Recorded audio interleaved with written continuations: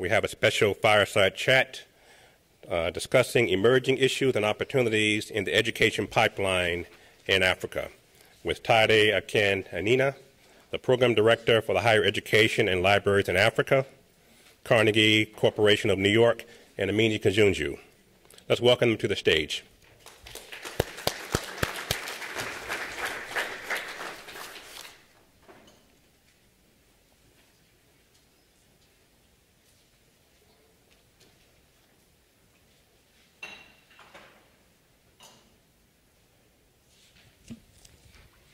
Well, this is a treat for me.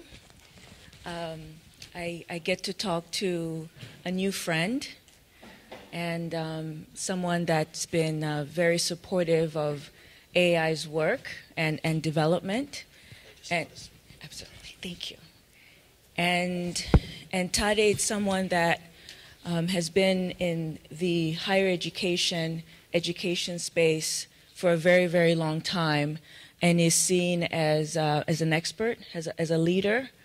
And so I'm very, very privileged to have this 15-minute conversation with him in which I will ask him 3 questions. And upon having that exchange, we'll open it up for Q&A. Now, we'll try to do all of this in 15 minutes.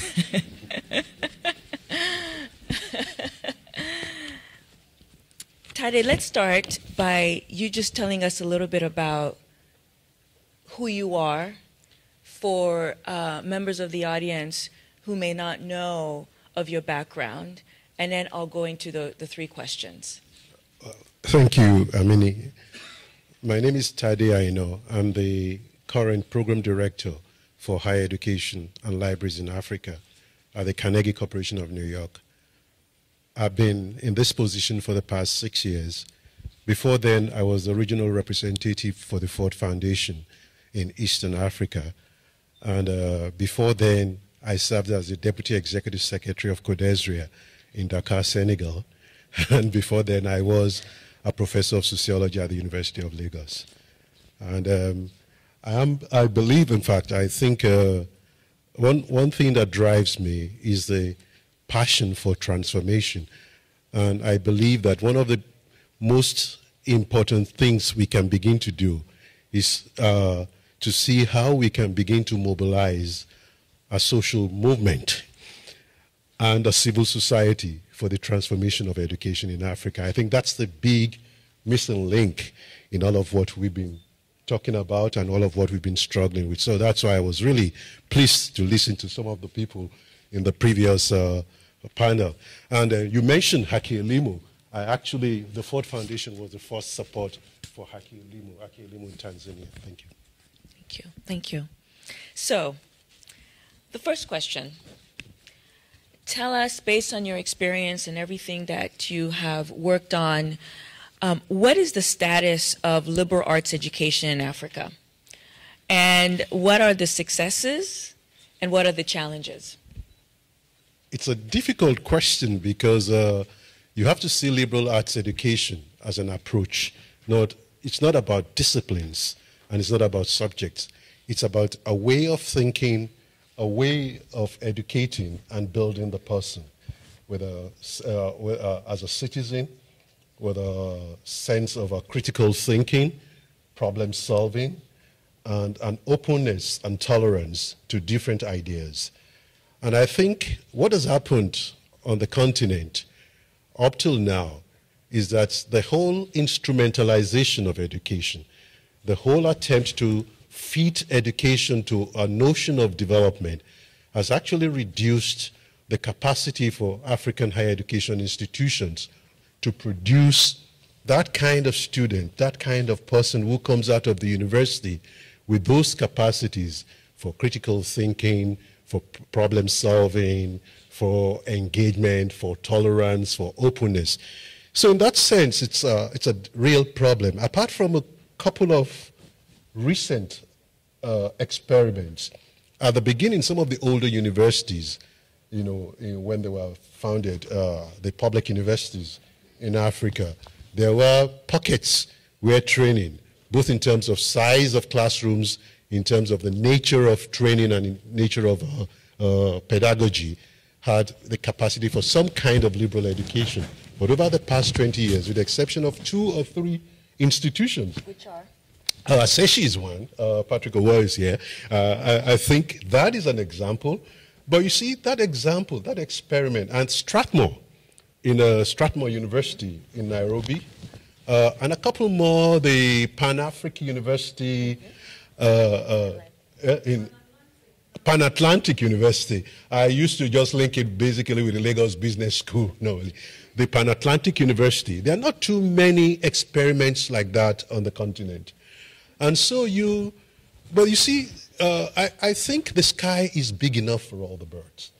I think because of the pressure of mass education on the continent, I think one, there's a pipeline in which critical thinking, problem solving, reasoning, and being good citizens, there's a pipeline that has to be developed around that. And then we can then go into all our universities of science and technology and universities of agriculture. My good friend, in a paper in which he's just written, a professor in Harvard, Callistus Juma was talking about even universities of banana and universities of agriculture of specific products. But I think there's a whole lot of narrowing around that. Specialization is important. And training for skills, for specific and specialized skills is important. But university education at the beginning should be the making of a complete human being who can engage with their societies, engage with their cultures, and experiment and be creative and solve problems. Who is investing in higher education right now? Is it governments? Is it private sector? Is it social entrepreneur? Are there social entrepreneurs? Who's making those investments? And how are they doing it? The biggest investor in African higher education is the public sector. Is the governments of South Africa, the government of Ghana, the government of Nigeria, the government of Botswana. Those are the biggest investors, and they're going to remain the biggest investors in a long time to come. Because if you look at the trajectory in terms of the development of higher education on the continent, in 1999 we had about 300 universities. Today I was just cross-checking with Peter Matero, I said from the World Bank, we have about 1,500 accredited universities. Massive growth over such a short period. And yet we are not providing enough access to all those who are qualified to go to university. And if you look at the investments that you need in terms of infrastructure, in terms of school systems, in terms of laboratories, in terms of libraries, you need, massive capital investments. And so the public sector is still the biggest investor. You have the private sector is coming in an innovative and entrepreneurial manner. But I think we need to have a kind of systemic thinking around this. You see, it's not going to be one little piece here, one little piece there. We have to look at it from a holistic national perspective. I look at some countries, and I think there's a whole lot of duplication. I think we need to begin to think about not only even specialized liberal arts-oriented universities and colleges that build a particular kind of person, but those kinds of colleges themselves, there's the need for access, equitable access, to make sure they are not only open to the children of the middle class and the rich, that they are open to other Africans, but also begin to see a system in which there's a space for the University of Agriculture, there's a space for the University of Technology, and there are regional universities. Some of our little countries, of the 54 sovereign states we have, cannot afford to have their own universities servicing their own population. So we need to think regionally, and some of that is beginning to emerge in some of the work that we are doing at Carnegie Corporation and some of the work that the World Bank is doing recently with the African Centers of Excellence. And last, if you could wave a magic wand and bring 2 solutions to higher education in Africa, what would those 2 solutions be? It's a difficult question. I would like to think of a lever. It's almost Archimedean. Give me a place to stand, and a lever, and I'll move on. I'll think of a lever. I think a very important element is quality, excellence. A whole infusion of the notion and practice of excellence with the quality assurance mechanisms across. And this is where, you know, when you talk about systems and you talk about national policies and national systems and regional systems, I have a problem occasionally. I'm almost like thinking in a very, very evolutionary and Darwinist sense that, look, let a million flowers grow, let regulation, with the public sector still there, let regulation be there that define boundaries, but let the entrepreneurs come in. Let those who want to do higher education come in. But let's make sure they are not fly-by-night institutions, and let's make sure they are not exploiting people's desire and hunger for education. Well, thank you very much. And it looks like I have 5 minutes, so we have 5 minutes for questions. Yes, yes, ma'am.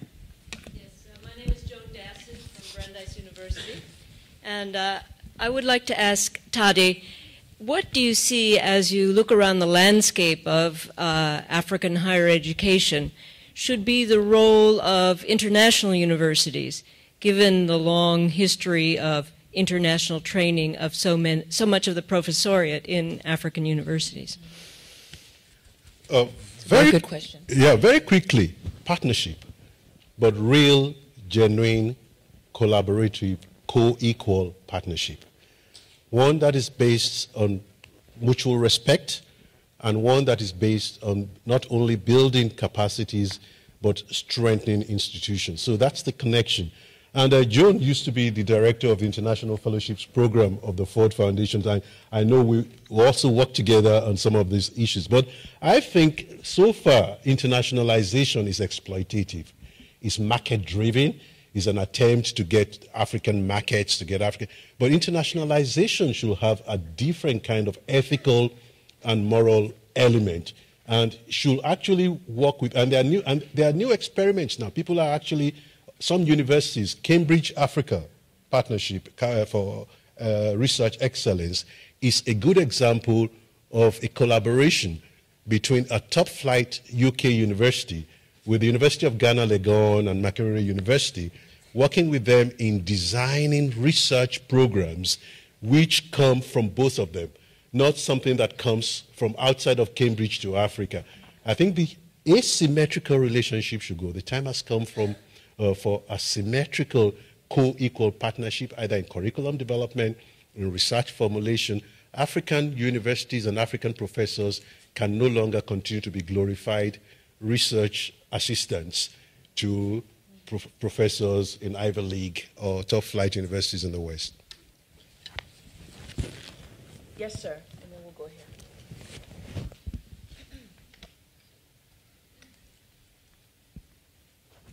Morning. My name is Chris Mayaki of the National Universities Commission of Nigeria. Morning, Tade. Yes, good morning. I'd like to digress a little. What would you place African values in this whole gamut of planning, reform, and implementation? What is the value system in Africa? What is the idiosyncrasy? You know, what do people value? Is it education? Do we need to revisit the traditional African value system where we place a premium on, you know, educating the next generation of administrators, academics, and whatever? Thank you. Thank you, Chris, and welcome. Basically, you know, I'm a sociologist by training, so let's not fossilize African values.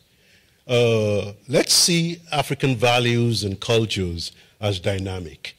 I think the way the Mama Benzis of the West Coast of Africa have appropriated the use of the Mercedes-Benz, you know, when you look at Togo and all, it's an element of the nature of valuation and the nature of values. So I see values as growing.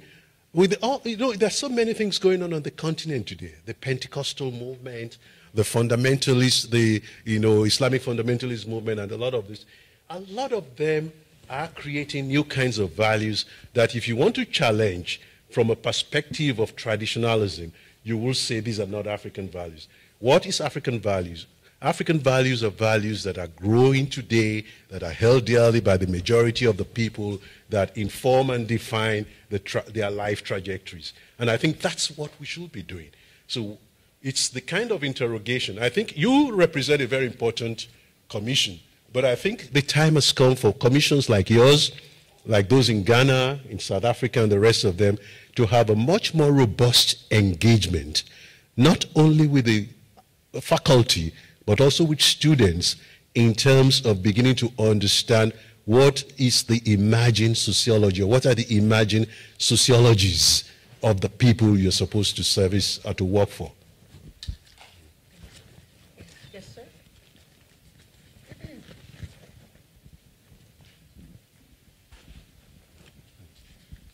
Yes, good morning, and I would like to thank AAI for hosting this event.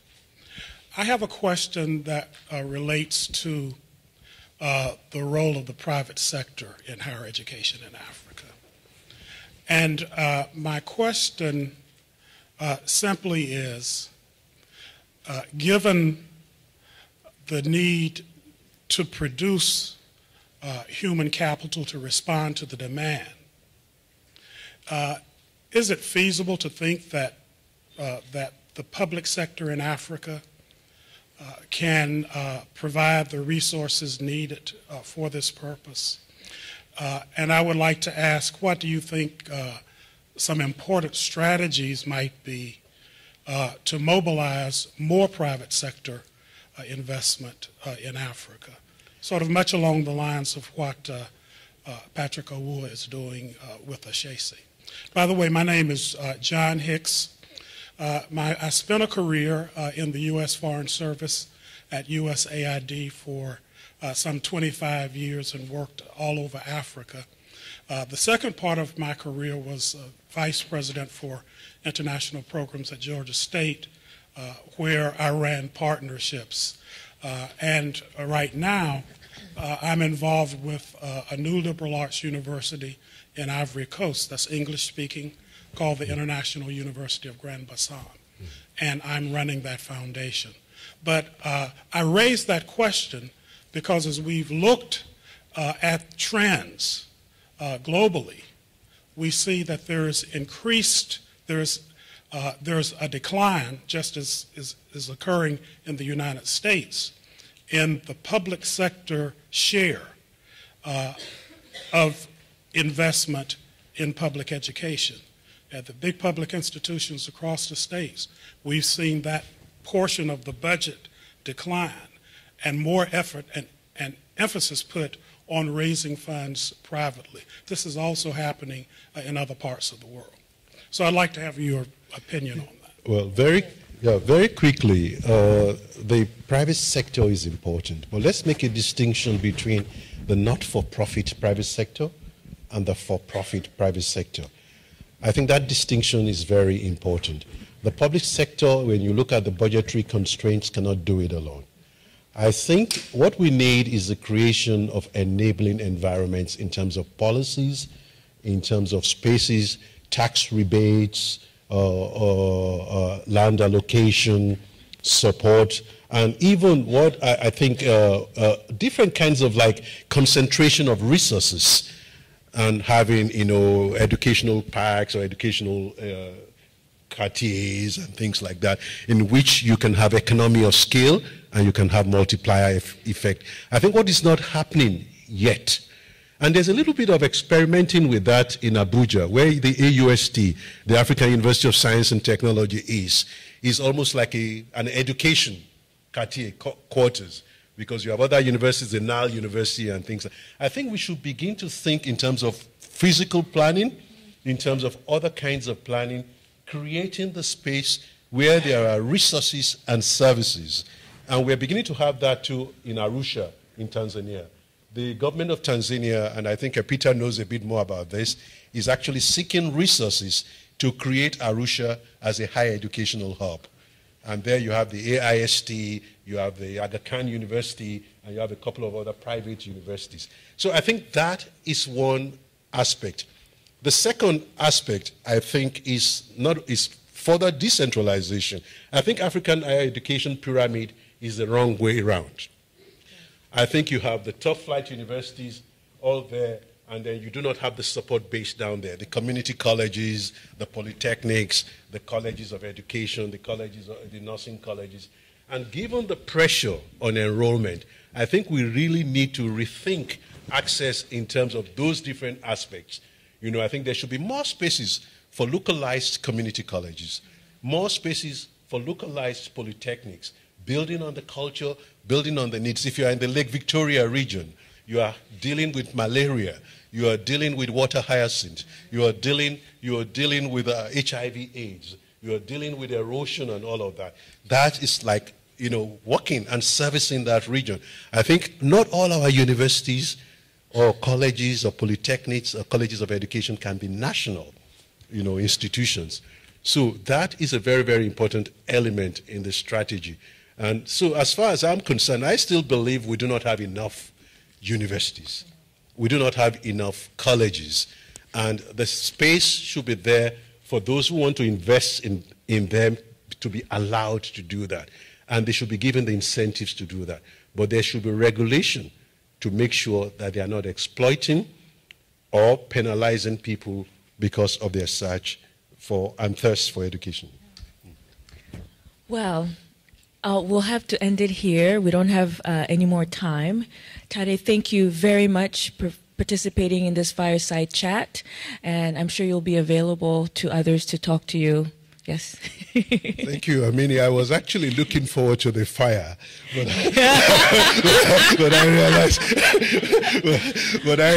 I realized it's not winter yet. Yeah, we don't want to burn the building down. Yeah. No.